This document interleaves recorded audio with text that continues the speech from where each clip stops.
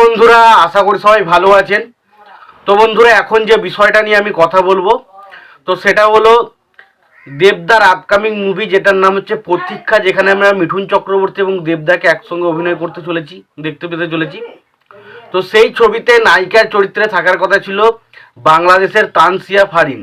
তো এখন সেই বিষয়ে কিছু আপডেট উঠে আসছে, সেই বিষয়ে কথা বলবো। এবং তার পাশাপাশি সাকিব খানের আপকামিং মুভি যেটা নাম হচ্ছে বরবাদ, তো সেই ছবির নায়িকার চরিত্রে থাকার কথা ছিল ইদিকা পাল। তো সেই বিষয় নিয়েও কিছু সমস্যা চলছে, তো সেই বিষয়ে কথা বলবো। তো আশা করব ভিডিওটা খুবই ইন্টারেস্টিং হবে, ভিডিওটাকে আপনারা শেষ পর্যন্ত দেখতে থাকবেন। আর চ্যানেলটায় নতুন হয়ে থাকলে অবশ্যই চ্যানেলটি সাবস্ক্রাইব করে নিয়ে পাশে বেল আইকনটা অবশ্যই প্রেস করে দেবেন। তো প্রথমেই বলি, দেবদার প্রতীক্ষা ছবিটা নিয়ে যদি কথা বলি, তো দেবদার এই জুটিটা কিন্তু বিরাট সাকসেসফুল জুটি। দেব, অভিজিৎ সেন এবং অতনু রায়চৌধুরী, এই জুটিটা যতবারই এসছে ছবিগুলো, তিনটে ছবি তারা পরপর করেছে। একটা হচ্ছে টনিক, প্রজাপতি এবং প্রধান। তিনটে ছবি কিন্তু বক্স অফিসে ব্লকবাস্টার ট্যাগ পেয়েছে। তো আশা করা যাচ্ছে প্রতীক্ষা ছবিটাও ব্লকবাস্টার একটা ট্যাগ পেতে চলেছে।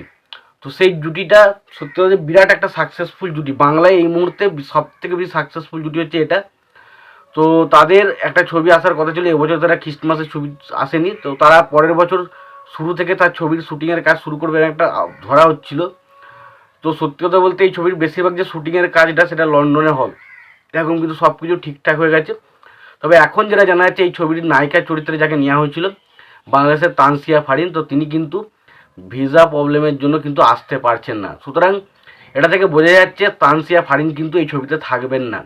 তো এখন দেখা যাক নতুন নায়িকা কে হয়, এবং খুব শীঘ্রই আশা করছি এই নায়িকার যে চরিত্রটা কে থাকতে চলেছে সেটা কিন্তু খুব শীঘ্রই অ্যানাউন্সমেন্ট হতে চলেছে। তার কারণ এই ছবিটা শুটিং আর খুব একটা বেশি দেরি নয়, এবং তারা শুটিং যেহেতু লক করে ফেলেছে এই ডেটে করবে, তাই তারাও আর পেছোতে চাইছে না। তাই সেই কারণে দেখা যাক কে এই নায়িকার চরিত্রে থাকে। এবং এবং এর পাশাপাশি এটাও আপডেট আসছে যে দেখুন, বাংলাদেশে এখন কিন্তু পরিস্থিতি যা, তাদের বাংলাদেশে বা আমাদের এপার বাংলা ওপার বাংলা মিলিয়ে যে কম্বিনেশনটা করা হচ্ছিল সেটা এই মুহূর্তে এখন পসিবল নয়, এবং পরবর্তী সময় হতেও পারে, বাট এই মুহূর্তে কিন্তু সেই বিষয়টার পসিবল হচ্ছে না। তার কারণ এখন ভিসা প্রবলেম কিন্তু প্রচণ্ড বেশি হচ্ছে।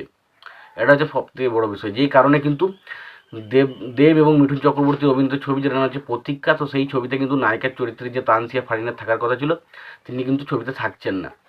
এরপর যে কথাটা নিয়ে বলবো সেটা হচ্ছে বরবাদ বলে যে ছবিটা আসার কথা ছিল, সেখানে আমরা সাকিব খান এবং ইদিকা পাল জুটিটাকে আবারও দেখতে পেতে চলেছিলাম।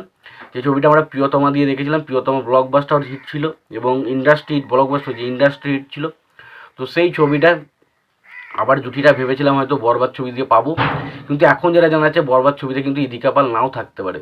তো কে থাকবে অ্যাকচুয়ালি জানা যায়নি, তবে অনেকের জায়গা থেকে বা অনেক জায়গা থেকে এরকম আপডেট উঠে আসছে যে হয়তো বরবাদ ছবিতে আমরা ইদিকা পালকে নাও দেখতে পারি। তো দেখা যাক আলটিমেট শেষ পর্যন্ত কাকে নিয়ে ছবির শুটিং স্টার্ট হয় এবং কে থাকে এই বরবাদ ছবিতে। আজও কি ইদিকা পালই থাকে না অন্য কেউ থাকে, সেটা পরবর্তী সময় এলেই জানতে পারবো।